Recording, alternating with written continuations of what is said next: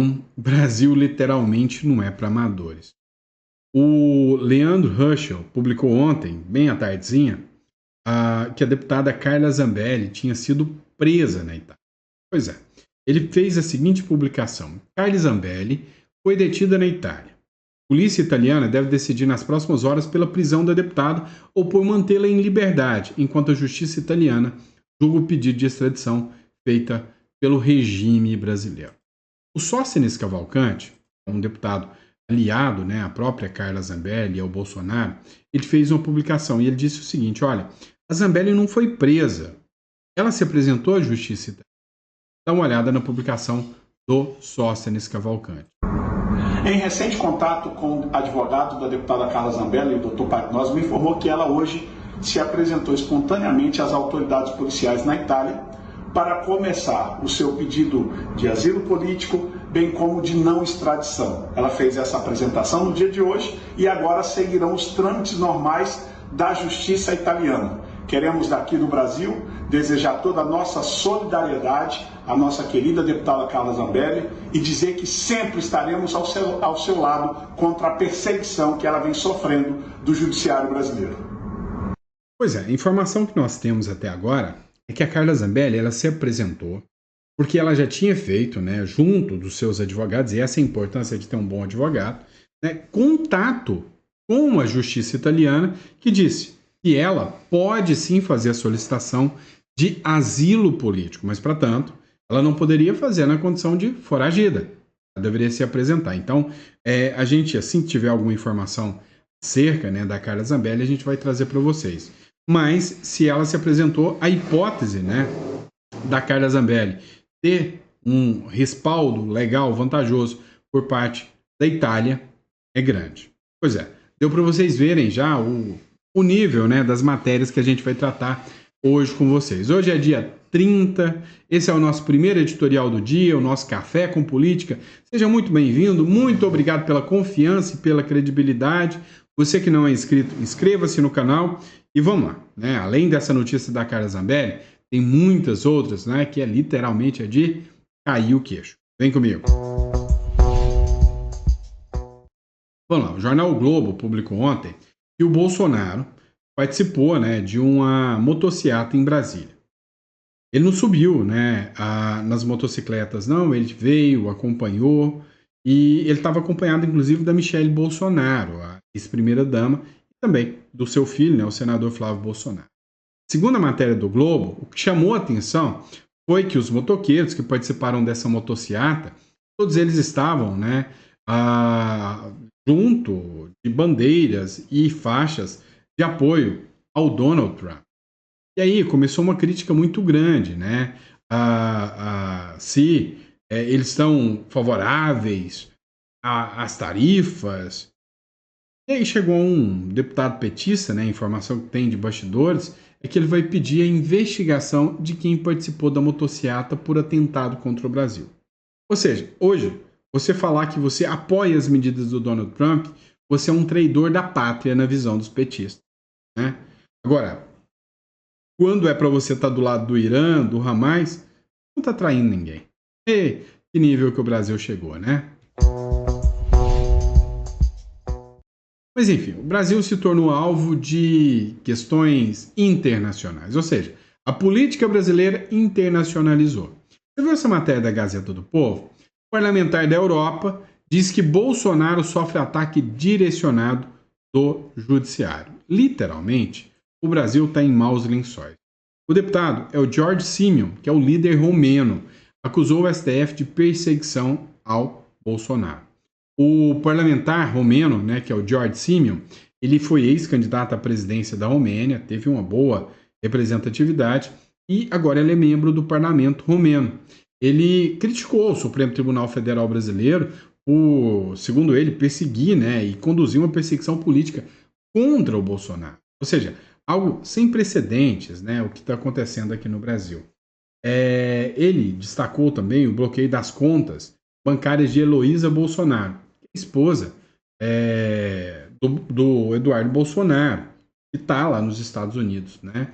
Então, assim, o Brasil hoje virou um caso internacional de discussão sobre Até onde que vai a democracia? Mas tem quem apoia, tá? Tem quem apoia o que está acontecendo contra o Brasil. Exemplo é o próprio presidente do Supremo Tribunal Federal.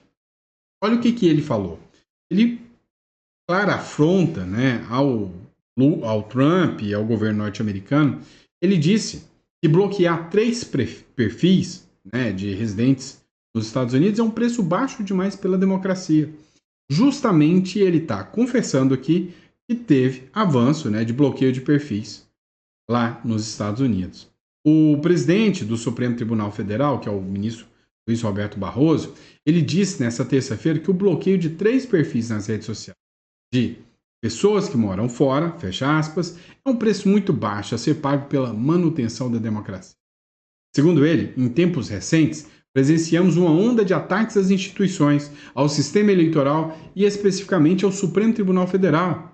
Algumas postagens, dezenas e não milhares, que apoiavam o golpe ou eram criminosas, foram removidas.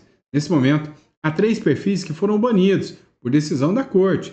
São 3 pessoas que, segundo Barroso, moram fora e que continuam postando porque não temos jurisdição extraterritorial. Então, o preço que pagamos é bem baixo, porque conseguimos preservar a democracia no Brasil. Pois é, a grande questão é que essa fala do ministro Barroso, presidente do STF, não foi muito bem recepcionada, né, segundo os bastidores aqui pelo Donald Trump. O Eduardo Bolsonaro mesmo ontem fez uma postagem mencionando essa fala do Barroso, dizendo que essa postagem do Barroso é mais um estopim para o Donald Trump vir com tudo com a aplicação da lei Magnitsky contra eles. Agora, tem quem está apavorado com a lei Magnitsky. Acompanha para ver. Pois é, dá uma olhada nessa situação aqui. O Davi Alcolumbre, presidente do Senado, disse que não vai pautar de jeito nenhum o impeachment do ministro Alexandre de Moraes, ignorou completamente a família Bolsonaro, não vai pautar a anistia e que a pressão feita pela família Bolsonaro para que as lideranças avancem com pautas de impeachment não vai adiantar.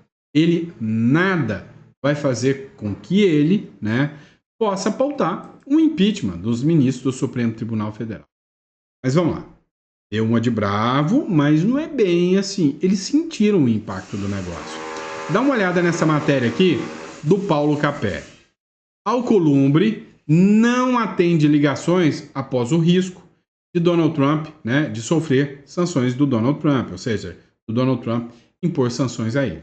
Segundo essa matéria do Metrópolis Política, o Davi Alcolumbre ignorou todas as ligações de senadores da oposição, depois que o Donald Trump disse que ele poderia aplicar, inclusive, a lei Magnitsky em todos os aliados do ministro do Supremo Alexandre de Moraes. Logo depois que a notícia, na última quarta-feira, foi apresentada, de que, inclusive, o Pacheco já perdeu visto, o Alcolumbre já cortou todos os laços e relações junto à oposição.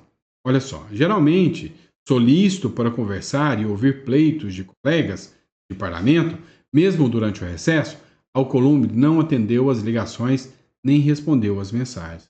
Ou seja, quer evitar ao máximo que essas sanções cheguem até ele. Resultado, não vai conseguir.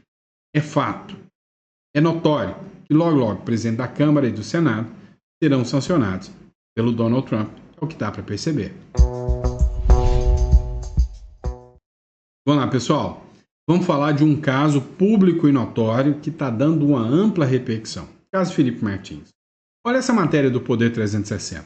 O Felipe Martins deveria estar solto de jornal dos Estados Unidos em editorial. Pois é, uma publicação que saiu no dia 27, lá do Wall Street Journal, continua dando repercussão.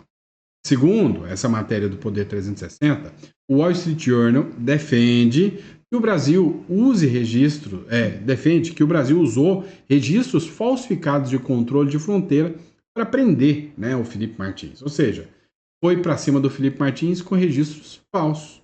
E por causa disso, né, ele precisa, mais rápido, estar solto. Ele não está solto.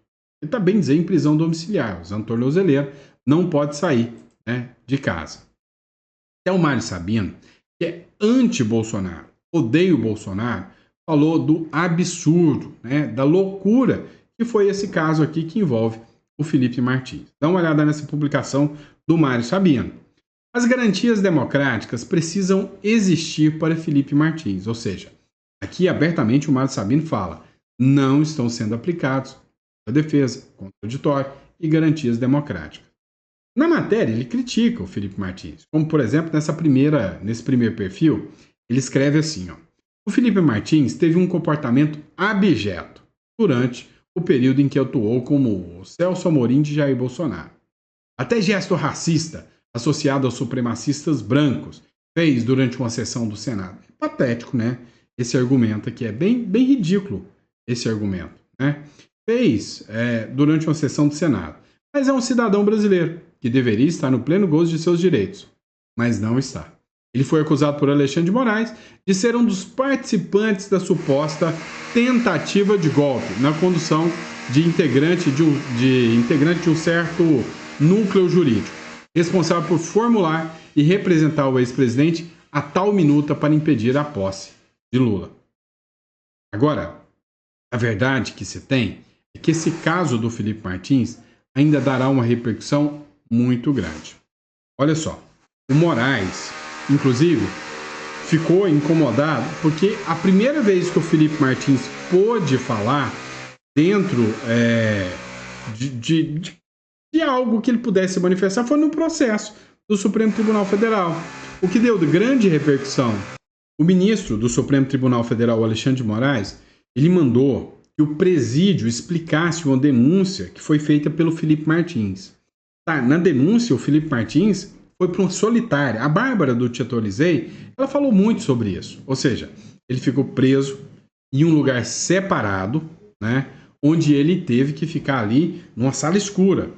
No seu interrogatório como réu dessa ação, segundo essa matéria do Metrópolis, o Felipe Martins denunciou uma suposta irregularidade na unidade prisional durante o período em que esteve preso. Martins afirmou ao STF, em interrogatório sob a presidência do juiz auxiliar de Moraes, que é o Rafael Henrique Tamay, que foi mantido em isolamento durante parte do período em que esteve na prisão. E ainda, após o período de triagem, teria ficado numa cela sem iluminação. É o corró, né? O literal é solitária. Pois é. Se alguém ainda duvida, né, os métodos espúrios que são utilizados contra quem é crítico do regime, não duvide mais, né? Agora, chamou atenção o próprio ministro Alexandre de Moraes pedir que a agência, né, penitenciária lá, que é a unidade prisional, explique o que aconteceu. Caramba, né? Vamos esperar para ver essa explicação. E sobre as sanções, hein? Será que elas vão acontecer? Olha essa matéria do Metrópole. Tudo pronto até sexta-feira, diz o secretário do Comércio dos Estados Unidos sobre as tais tarifas. Pois é, o secretário de Comércio dos Estados Unidos, que é o Howard Lutnick, voltou mais uma vez a afirmar nesta terça-feira que o governo do presidente Donald Trump não está para brincadeira. Ele vai partir com tudo, com essas tarifas contra o Brasil. E não adianta o Brasil espernear, não adianta o Brasil chorar. Essas tarifas vão chegar, né? Vão chegar até o Brasil. Agora, uma coisa é certa. O Brasil e o governo dos Estados Unidos estão se tornando inimigos, né? Fadonhos inimigos. Essa é a verdade. Eu queria muito poupar os seus ouvidos, mas dessa vez eu não vou. O Lula disparou contra o Donald Trump, né? Em vez de manter a boquinha fechadinha, caladinho não. Foi lá falando que o Trump quer roubar, literalmente roubar, né, as terras raras do Brasil. Mas dá para acreditar no que o Lula fala? Será que realmente, né, é os Estados Unidos que estão querendo roubar? E outra, foi lá criticar a Ucrânia com relações aos Estados Unidos, sem contar que está na mira, literal, né, dos congressistas norte-americanos e da própria OTAN, por causa do seu alinhamento com os russos. Escuta o que o Lula falou aqui. Eu fico sabendo que os Estados Unidos vão ajudar a Ucrânia, mas ele está querendo ter privilégio nos minérios críticos da Ucrânia. Esses dias eu li a matéria que os Estados Unidos têm interesse nos minérios críticos do Brasil. Ora, se eu nem conheço esse mineral, ele já é crítico, eu vou pegar ele para mim. Por que eu vou deixar para outro pegar? Então nós estamos construindo uma parceria dentro do governo, com a criação de uma comissão ultra especial, primeiro para que a gente faça um levantamento de todo tipo de riqueza que o Brasil tem no seu solo e no seu subsolo. Até agora me parece que nós só conhecemos o equivalente a 30%. Então nós temos 70% do nosso território e das nossas riquezas que não foram ainda pesquisadas. E nós temos que dar autorização para a empresa pesquisar sob o nosso controle. A hora que a gente der autorização para uma empresa que ela achar, ela não pode vender sem conversar com o governo e muito menos ela vai poder vender a área que tem o minério. Porque aquilo é nosso, aquilo é de uma pessoa chamada povo brasileiro. E o povo brasileiro tem que ter direito de usufruir dessa riqueza que essas coisas podem produzir. Tá bom, depois você lava os ouvidos, tá? Olha, quem é que acredita nesse tipo de discurso? Tá, ele tá falando das terras raras, dos minerais raros que tem no Brasil. Tá, você pode ou não acreditar no Lula, tá? Agora, você pode pesquisar um pouco mais e ler matérias como essa aqui. Olha, os Estados Unidos, malvadão, querendo nossas terras raras. Dá uma olhada. Vendas de terras raras brasileiras para a China triplicaram em 2025. Ué, colonialismo Xing Ling pode? É possível. Ué, o Brasil exportou 6,7 milhões em minerais utilizados na indústria tecnológica no primeiro semestre desse ano. 3 vezes o total de 2024. Ou seja, você vê esse discurso nacionalista, a terra é nossa, nós vamos cuidar da nossa terra. Ah, você até finge que acredita, né? Mas não acredita não. Não acredita não. É conversa fiada do Lula, né? Não dá para acreditar. Quando é para entregar para a China, pergunto, está sendo fiscalizado pelo governo, né? Esse minério todo? Coloca a mão na consciência se dá para confiar. Eu acredito que não. E aí, enquanto o Lula fica lá atacando a Ucrânia, atacando os Estados Unidos, olha só o que o senador norte-americano Lindsey Graham falou de novo, né, na última segunda-feira. O Brasil pode pagar, abre aspas, um preço alto por apoiar a Rússia, diz aliado de Trump.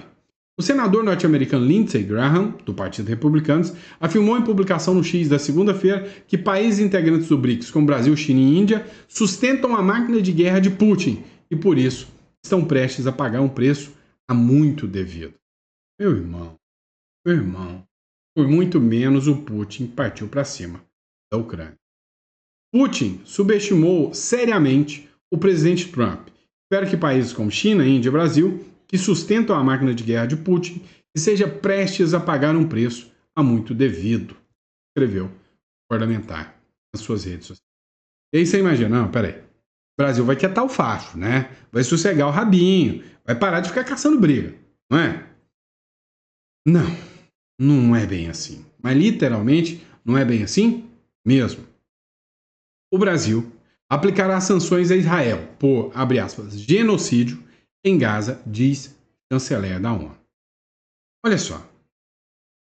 É o Celso Amorim, né, o ministro do Brasil, ameaçando os israelenses. A gente já viu na história que isso não dá muito certo. O governo brasileiro, segundo a matéria da Gazeta do Povo, endureceu o discurso contra Israel. Anunciou nesta segunda-feira uma série de medidas de retaliação diplomática, comercial e militar, em resposta ao que ele classifica como um, abre aspas, genocídio na faixa de Gaza. O anúncio foi feito pelo ministro Mauro Vieira das Relações Exteriores do Brasil em Nova York. Entre as medidas, presta atenção. Vocês vivem falando que eu sou radical. Eu falo que o Lula vai enfiar o Brasil em guerra e que eu estou causando pânico em vocês. Escuta isso aqui. Entre as medidas estão o bloqueio de exportações de equipamentos de defesa para Israel e a investigação sobre importações provenientes de assentamentos ilegais na Cisjordânia. Ou seja, bloqueio de exportação de equipamentos de defesa para Israel. O Brasil está entrando no campo militar. Deixar de mandar equipamentos de defesa para Israel é entrar na sanção militar. Abre aspas. Essas são as ações legais que os estados podem tomar agora. A credibilidade da ordem internacional depende dessa aplicação não seletiva. O que precisamos agora é vontade política e um robusto processo de acompanhamento dessa conferência. Você entendeu o que está acontecendo? É o Brasil indo na ONU pedir que Israel seja sancionado e que os países membros da ONU não vendam equipamentos de defesa militar para Israel. É para que Israel não possa ter um domo de ferro para se defender do Irã. É que Israel não possa ter um domo de ferro para se defender, né, do Hamas lá da Palestina. Ou seja, é o Brasil advogando, fazendo lobby junto aos outros países para Israel se ferrar.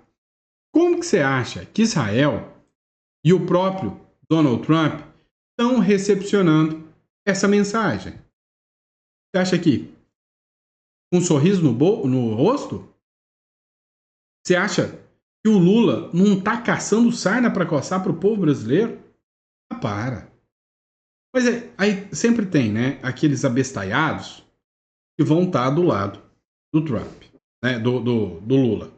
Dá uma olhada nisso aqui no próximo bloco. Olha só, eu tenho certeza absoluta que você cresceu pensando que quem recebia um prêmio Nobel era uma figura assim extremamente, vamos dizer, algo fora do comum, algo excepcional. Alguém que realmente deveria ser assim, quase canonizado. E aí, um dia você descobriu um dia que esse negócio de prêmio Nobel é uma panelinha que basta o cara ser da turminha da panelinha que ele não precisa entregar nada para a sociedade. Como as coisas mudaram, como a rede social mudou as coisas, né? Dá uma olhada. Líderes deveriam seguir a reação de Lula a Trump, diz Nobel de Economia. Olha só. Joseph Eugene Stiglitz, americano, vencedor do Prêmio Nobel de Economia de 2001, redigiu um artigo onde ele exalta o Lula. Disse que o Lula, sim, esse é um estadista nos tops da galáxia. Que a postura do Lula pode salvar a economia brasileira. Que todos os líderes deveriam agir igual o Lula. Não é isso? Deveriam agir igual o Lula. Que o Trump é o fracassado da história. É o que o Prêmio Nobel de Economia, o Joseph Eugene, diz. Aí você pensa, pô, o cara ganhou um Nobel de Economia. Quem é esse merdinha do Sandro para falar de um Nobel de Economia? Razão. O que isso quer dizer? O cara, sinceramente, tem, né, um potencial muito grande para fazer lobby. Porque se você acha, né, que isso aí, Prêmio Nobel, garante coerência, se enganou. Para você ter noção, olha essa matéria aqui que foi publicada lá em 2007. Esse mesmo, Joseph Stiglitz, né, ele foi em Caracas, na Venezuela, e disse que lá, né, as políticas aplicadas pela Venezuela naquela época, né, aves, eram maravilhosas. Ele disse que a Venezuela se tornaria um país maravilhoso com as políticas socialistas que estavam sendo aplicadas na Venezuela. Então, se você acha que esse prêmio Nobel, né, esse cara quer a economia do Brasil boa, igual a da Venezuela, então você acredita que o prêmio Nobel vale para alguma coisa. Agora, se você acha que o Brasil não tem que ser como a Venezuela, cá entre nós, o prêmio Nobel não serve nem para limpar a sola do seu sapato. Eu ia falar outra coisa, mas assim, é sacanagem, é ridículo, né? O discurso desses. Dá uma olhada aqui, né? Nessa publicação do CNN, né? O Dumas, ele disse o seguinte, olha, o Roberto Dumas, professor de economia chinesa do INSPER. Ele não é prêmio Nobel. Mas olha o que ele falou. O Lula nem é de direita e muito menos bolsonarista. O Lula prejudica o diálogo com os Estados Unidos. Escuta. O Lula perdeu muitas possibilidades de abrir um canal de negociação. Veja, mesmo depois do tarifaço, querer fazer uma reunião com os esquerdistas, não estou falando bem ou mal, mas é contra Trump. Lá no Chile, e ainda no Chile fazendo na Argentina, entrando com Cristina Livre, e depois falando em desdolarização, e aí usa o argumento, não sei se é a narrativa correta ou o ar está um pouco rarefeito para as discussões aprofundadas, aparentemente. Tá? A culpa é do Bolsonaro ou a culpa é do Lula? Não é questão disso, é questão de você saber que o Lula tem um papel a fazer, tem um papel a exercer como líder de Estado, não líder de governo. Ele está participando, ele está agindo como um líder de governo. Ele está fazendo isso para ganhar cada vez mais votos e ganhar cada vez mais popularidade. Só que isso está prejudicando a negociação com Trump. Então, usar sempre o argumento de Bolsonaro, Bolsonaro, Bolsonaro, isso ajuda talvez na popularidade dele no curto prazo. Vamos ver no longo prazo. O governo Lula... Pois é. Este é um professor de economia chinesa do INSPER. O outro, que diz que o Lula está fazendo certo, é o Nobel da Paz. E aí, o que você acha? Inclusive, esse mesmo cara Nobel da Paz aí, foi um que exaltou o Maduro também, tá? Dá uma olhada, diz que Venezuela é uma bela de uma democracia. Ó, os Estados Unidos, isso aqui é que é democracia. Ó. Estados Unidos anunciaram uma recompensa de 25 milhões de dólares por informação contra Maduro. O governo norte-americano acusa o presidente da Venezuela de integrar o grupo criminoso chamado Cartel de los Soles. O DEA, que é o órgão que pegou o Pablo Escobar, quem assistiu aí a série Narcos do Pablo Escobar, sabe que o DEA, né, é o sistema de repressão às drogas. Pois é, ele é um departamento que disse que qualquer informação para pegarem o Maduro pagam 25 milhões de doletas para quem tiver informações contra o Maduro. Um cartaz com uma foto de Maduro e o valor da recompensa foi compartilhado na segunda-feira pela conta oficial do DEA na rede social X. O órgão também pede informação de Diosdado Cabejo, né, o ministro do Interior da Justiça e Paz da Venezuela, e de Vladimir Padrinho Lopes, ministro da Defesa da Venezuela, ambos do mesmo partido político de Maduro. Pois é. Ou seja, cara, tem muita gente na cola do Maduro. Muita gente. Os Estados Unidos fez uma publicação no sentido de que o Maduro não é um presidente eleito. Ele é só um líder de um cartel terrorista. Nada mais do que isso. Só isso. Né? Ó, mudando de assunto, Luiz Felipe Pondé. Olha o que ele escreveu aqui. Um país em que não se pode xingar mandatários do poder não é democracia. A luta no Brasil não era para deixarmos o país virar um galinheiro de quintal, dominado pelos cantos de uns e galos enfeitados. Ou seja, o que a gente tem hoje é uma euforia de um bando de pavões que assumiram, né, os principais postos do Brasil. E aí esses verdadeiros pavões não aceitam críticas. Não aceitam críticas. E aí criminalizam a crítica. E quando você não pode criticar aquele que é uma figura pública, isso não pode ser chamado de democracia. Concordo em número, gênero e grau com Luiz Felipe Pondé. Vamos lá, matéria da Gazeta do Povo. O Eduardo Bolsonaro sobe o tom de críticas contra Nicolas Ferreira. Abre aspas. Triste ver a que ponto chegou. O deputado federal licenciado, que é o Eduardo Bolsonaro, nem está licenciado mais, né? Tá na ativa. Só está faltando, mas está na ativa. Voltou a criticar nesta segunda-feira o também deputado Nicolas Ferreira nas redes sociais. O atrito ocorre em meio ao tarifaço anunciado pelo presidente dos Estados Unidos, Donald Trump, contra o Brasil. Na semana passada, Eduardo já havia acusado Nicolas Ferreira de ser pouco engajado na defesa do ex-presidente Bolsonaro. Eduardo mora nos Estados Unidos desde fevereiro. E aí, vem cá. O que o Eduardo Bolsonaro ganha agora com críticas ao Nicolas Ferreira, né? Não faz muito sentido isso, tá? Não faz muito sentido, uma hora dessa, ficar entrando em embate de direita com direita. O Nicolas está aqui no Brasil. E cá entre nós, o Nicolas está na mira o tempo inteiro do Moraes. O Nicolas entrar em embate agora é contraproducente. Ele não está fora do Brasil. Então, assim, eu acho que a bobeira do Eduardo ficar nessa briga aí, ferrenha contra o Nicolas. E você, o que você acha? Deixa no comentário, eu quero saber. Combinado? E é isso aí, pessoal. Muito obrigado, grande abraço, fica com Deus.